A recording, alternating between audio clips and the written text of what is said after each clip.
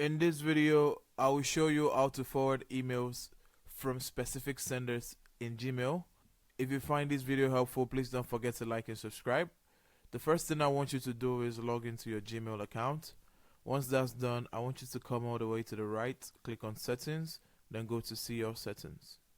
Now here we're going to go to filter and blocked addresses.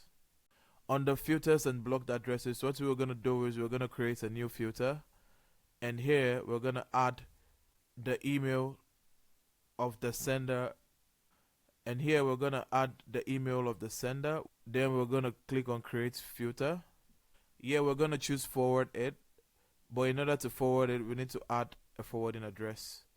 And to add a forwarding address, you need to click here, and Google will ask you for verification to verify if you own the account. You're going to go through that process, add a forwarding address, then you go back to the filter, you input the email, create this. Once you click on this, you click on the forwarding address, then you click on create filter.